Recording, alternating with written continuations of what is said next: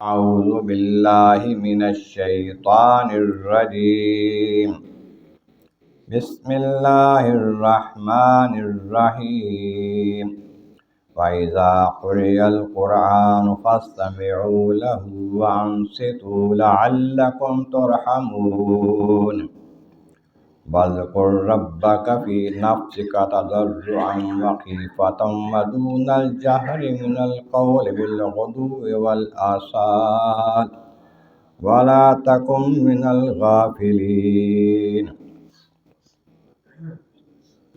صدق اللہ العظیم۔ حمد و ثناء رب کریم اور درود و سلام بر سید خیر انام کے بعد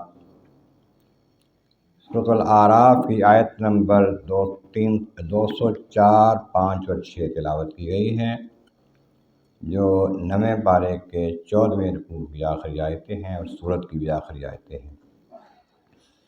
اس سے پہلے آیت کریمہ میں فرمایا گیا کہ محبوب جب آپ کوئی آیت نہیں لاتے، سناتے یا کوئی معجزہ نہیں دکھاتے تو یہ بعض وقت کہتے ہیں کہ خود ہی بنا کے پھر دکھا دو کوئی چیز، کوئی آیت بنا کے پھر لاؤ۔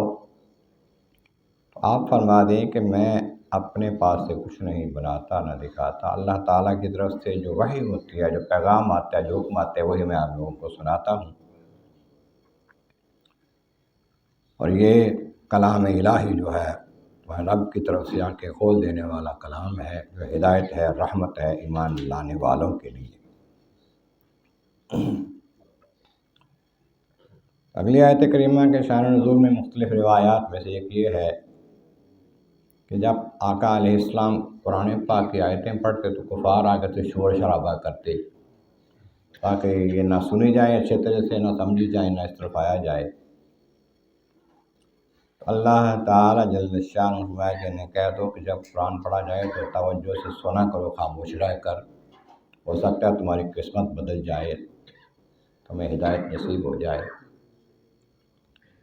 دوسرے یہ ہے کہ جب نماز پڑھی جا رہی ہوتی ہے، امام قرات کرتا ہے، آقا کریم صلی اللہ علیہ وسلم قرات فرماتے، پیچھے صحابہ بھی بعض قرات کرتے اور بعض آپس میں گفتگو بھی کر لیتے، باتیں بھی کر لیتے نماز کے دوران بھی۔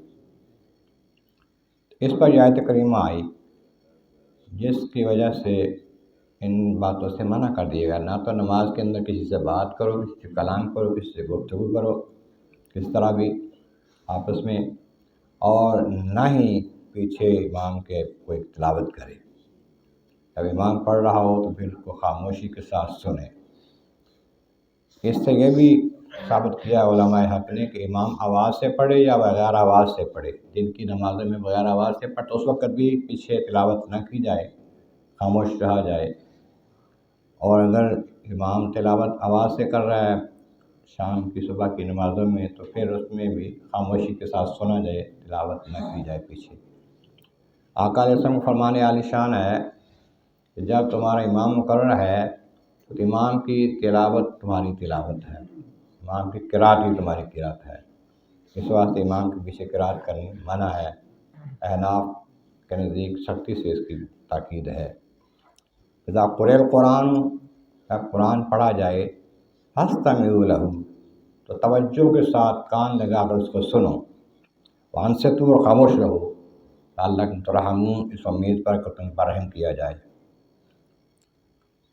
پھر اس کے علاوہ اگر نماز جماعت کے علاوہ اپنے آپس میں کوئی پڑھ رہے ہیں، تلاوت کر رہے ہیں، نماز نفلی نماز پڑھ رہے ہیں تو اس میں بھی حکم ہے کہ اپنے واذکر ربک فی نفسک، یاد کرو اپنے رب کو اپنے دل میں، تضرعا وخیفہ، عجز کے ساتھ، انکساری کے ساتھ، زاری کے ساتھ اور خاموشی کے ساتھ، ودون الجہر من القول، بلند آواز کے بغیر، کم آواز سے، بالغدو والآصال، صبح شام نماز کے علاوہ بھی ذکر اذکار کرو، اللہ کے ذکر میں مصروف رہو، لیکن بہت آوازوں کے ساتھ نہیں۔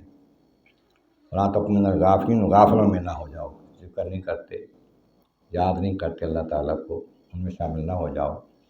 اس ضمن میں آتا ہے کہ آقا کریم صلی اللہ علیہ وسلم رات کے وقت تشریف لے گئے باہر، سیدنا ابو بکر صدیق رضی اللہ عنہ کے گھر کے پاس سے گزرے تو آپ بڑی خاموشی کے ساتھ بالکل بغیر آواز کے پڑھ رہے تھے، نماز نفل پڑھتے تھے یا ویسے قرآن پاک پڑھتے تھے یا ذکر اذکار کرتے تھے۔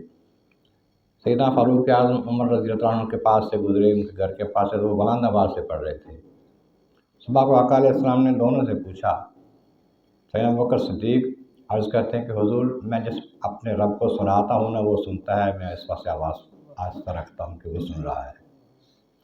اب فاروق اعظم نے عرض کیا کہ حضور میں سونے والوں کو جگاتا ہوں اور شیطان کو بھگاتا ہوں، اس وقت آواز سے پڑھتا ہوں۔ دونوں ٹھیک ہے۔